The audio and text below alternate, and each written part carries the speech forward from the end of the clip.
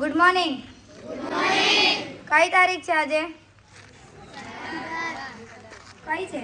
17 કે 18? કયો વાર છે? કોનો પહેલો દિવસ છે સ્કૂલ જવાનો? વેકેશન પછી સ્કૂલે જવું થોડું અઘરું હોય છે, પણ કંઈ નહીં, આદત પડી જશે એટલે બધાને ફાઈ જશે. નહીં આવ્યા છો બધા? કેટલા નયા વગર આવ્યા છે? એટલે બધા નહીં આવ્યા છો. વહેલા ઉઠેગા?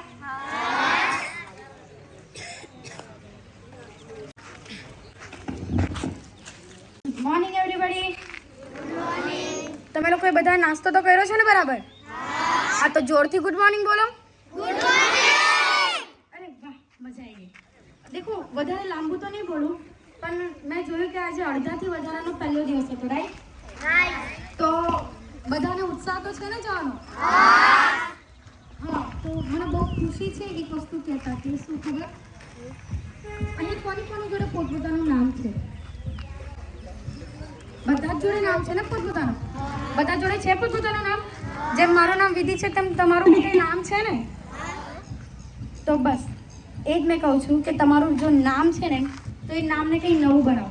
સ્કૂલમાં જવાનો ચાન્સ મળ્યો છે ને, તો તોડી નાખો, ફાડી નાખો, સ્ટેજ તોડીને બહાર નીકળી જાઓ. સ્ટેજને બી હલાઈ કાઢો અને આ સંકુલનું નામ જઈને સ્કૂલમાં રોશન કરી નાખજો. કારણ કે નામ જન્મ થયા પછી આપણને ખાલી એક જ વસ્તુ મળે, તે જ આપણું નામ. અને મર્યા પછી બી લોકોને એક જ વસ્તુ યાદ રહે, તે છે આપણું નામ. તો હંમેશા બેસ્ટ આપો. છોકરાઓના સેકન્ડ ફ્લોર પર બી એવું લખેલું છે ને કે આળસ એ કાલ માટે જ બનેલી છે.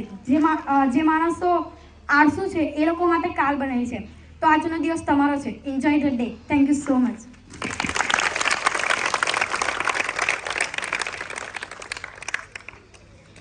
બે ચાર જણ ચક્કર ખાઈને પડી જશે એટલું બધું મેં બોલીશ, કારણ કે મેં વક્તૃત્વ સ્પર્ધાઓ બહુ જ બધી જીતેલી છે.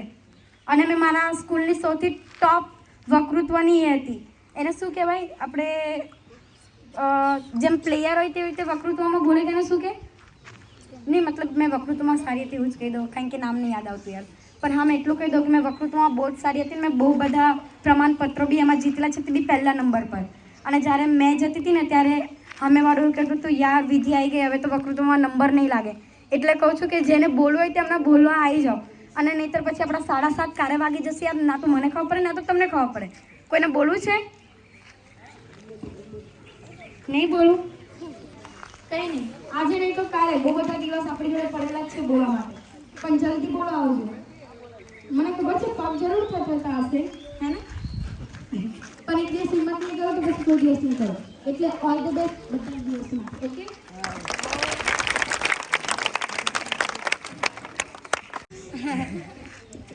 હજુ કોઈને કંઈ બોલવું છે? કારણ કે આપણી જોડે હજુ ટાઈમ છે. મે બી આજે મેં આને પોસ્ટ કરવા માંગુ. કોઈ છે અહીંયા આગળ બીજું? અરે યાર, આપણે હોસ્ટેલમાં બહુ બોલીએ ને બધા. અહીંયા બોલવાની વારી આવી, તારી એક જણ હિંમત કરી, મને બહુ જ ગમ્યું. ભલે તારા પગ થતરતા હતા, પણ તું એ બહુ જ મસ્ત કીધું. હજુ કોઈ છે અહીંયા આગળ? હા, મુસ્કાન બી. દિવ્ય યાર, તું મારી બેન છે, થોડી મારી ઇજ્જત રાખી લે. હજુ કોઈ છે અહીંયા આગળ? તો અહીંયા આગળ આ શોને આપણે ક્લોઝ કરવાનો છે. કૃષ્ણ, ડોક્ટર નીલમ, સોશિયલ વર્કર,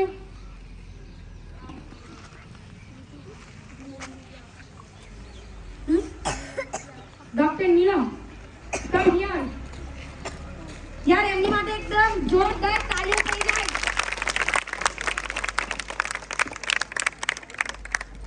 કેમ છો બધા? મજામાં? નાસ્તો કરો છે? જોરથી બોલજો જરી. મારું નામ નીલમબેન વંદે માતરમ છે. હું ધોરણ 11માં સાયન્સમાં ભણું છું. તો આજે આપણે આત્મવિશ્વાસની વાત કરીશું. આપણને આપણી જાત પર વિશ્વાસ હોવો જોઈએ. મેં અમુક લોકોને જોયા છે કે જે પરીક્ષાના ટાઈમે પોતા ઉપર બહુ ધ્યાન નહીં આપતા, કે મીન્સ કે મને નહીં આવડે, મને આ નહીં ફાવે. પોતા ઉપર વિશ્વાસ રાખજો, તમને બધું ફાવશે. કોઈ કામ અઘરું નથી. તમે મહેનતથી કરશો તો બધા જ કામ સહેલા છે. અસ્તુ.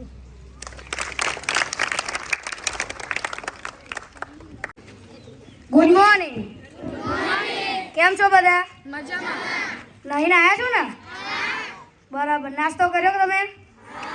આજે ભણવાનો પહેલો દિવસ છે તો થોડી ભણવા પણ ચર્ચા કરીશું.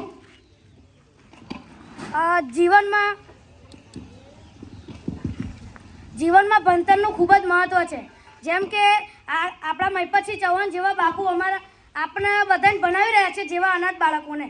અને ઘણા બધા બાળકો એવા પણ છે જેને કોઈ સહારો નથી, જેને ભણવાની બહુ જિજ્ઞાસા હોય કે હું ભણીશ પણ એમને પૂરી પાડતી જે જરૂરિયાતો હોય એમની માટે નહીં હોતી. અને આપણી પાસે જે જરૂરિયાતોની વસ્તુ છે એ બધી જ છે આપણી પાસે. તો આપણા બાપુ તમને ભણાવે છે, અમને પણ ભણાવે છે, તો સારી રીતે ભણજો. બીજી વાત કે તમને બાપુ ભણાવે છે તો સારી રીતે ભણવાનું.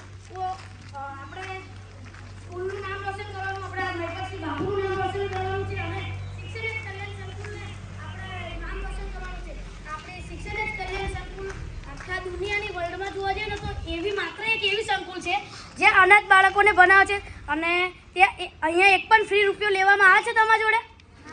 તો આપણે બધા ખૂબ જ મન લગાવીને ભણવાનું. ઓકે? Bus, thank you.